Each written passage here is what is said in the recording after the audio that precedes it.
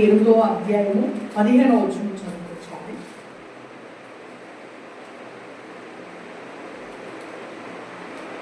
అన్నపానములు పుచ్చుకొని సంతోషించుట కంటే మనుషులకు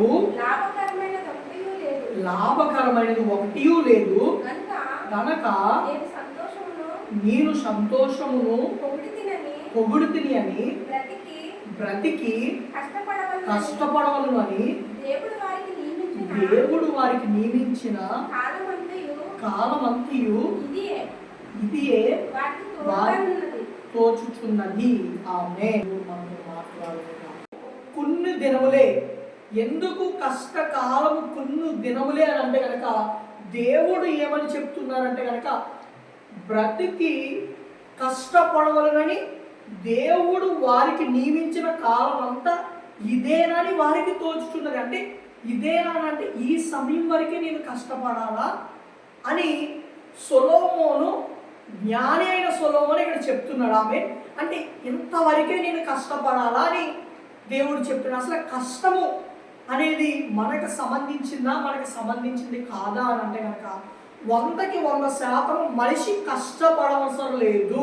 కష్టపడకుండా మనిషి ఉండేలాగే దేవుడు తయారు చేశాడు. ఆమె అందుకే ఇప్పుడు కష్టకాలము కొన్ని దినములే, చెప్పండి, మన జీవితాల్లోని కష్టములు కొన్ని దినములే ఉంటాయి.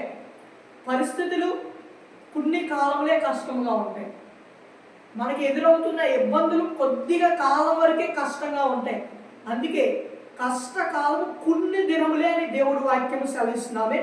మనిషిని దేవుడు తయారు చేసినప్పుడు కేవలము చల్లటి పూట ఆదాము దగ్గరికి ఏదేను వనములో ఉన్న ఆదాము యొద్దకి దేవుడు వచ్చి మాట్లాడుతూ వెళ్తూ ఉండేవాడు. ఆమె మరి ఆదాము ఏమన్నా కష్టపడవలసిన పని ఉన్నదేంటి అక్కడ?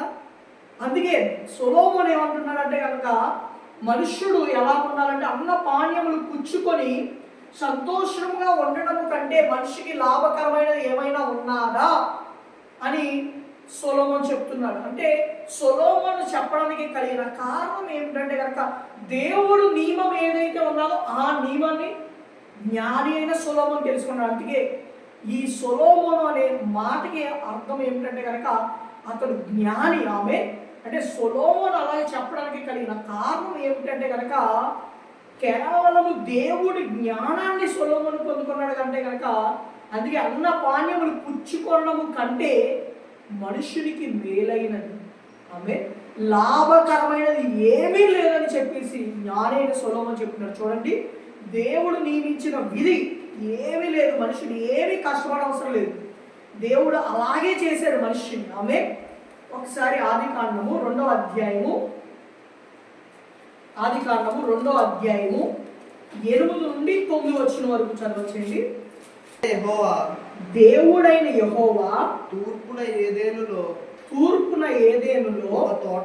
ఒక తోట వేసి తాను నిర్మించిన నరుని దానిలో ఉంచెను మరియు దేవుడైన యెహోవా చూపునకు రమ్యమైనది ఆహారముకు మంచిదైనయు ప్రతి వృక్షమును ఆ తోట మధ్యన జీవ వృక్షమును మంచి చెడ్డలు తెలుగునిచ్చే వృక్షము నేల నుండి మొలిపించెను.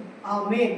అంటే ఇక్కడ ఆదాము ఏదేను వనములో నిర్మించినప్పుడు ఆదాముకి కావాల్సినవన్నీ దేవుడు అక్కడ ప్రొవైడ్ చేశాడు. ఆమె అంటే ఆదాముకి ఏదైతే కావాలో, ఆదాముకి ఉండడానికి ఏదైతే అవసరం ఉన్నదో, ఆదాముని ఎప్పుడైతే ఏదేను తోటలో పెట్టాడో, ఆదాముని ఏదేను వనములోనికి తీసుకురావడానికి ముందుగానే అక్కడ దేవుడైన యెహోవా ఒక తోటను వేసి, అందుకే తోటను వేసి అక్కడ నరుడిని నియమించాడు.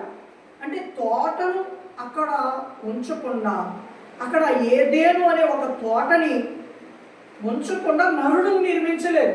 ఎందుకు నరుడును నిర్మించలేదు అని అంటే కనుక నరుడికి బ్రతకడానికి ఆధారం కావాలి. ఆధారం లేకుండా నరుడు ఎలా బ్రతుకుతాడు? అందుకే దేవుడు ఏమంటున్నాడంటే ఏదేను వనములో ఆదామును పెట్టడానికి ముందుగానే ఆదాము ఉండడానికి కావాల్సినవన్నీ దేవుడు సిద్ధపరిచాడు. ఆమె అంటే నీ జీవితంలో, నా జీవితంలో మనలను భూమి మీదకి పంపుతున్నప్పుడే మనకి ఏది ఎప్పుడు ఇవ్వాలో, ఏది ఎప్పుడు కావాలో, మనకి అవసరమైనది ఏదైతే ఉన్నదో దేవుడే దాన్ని సిద్ధపరుస్తాడు. ఆమె ఆ తగిన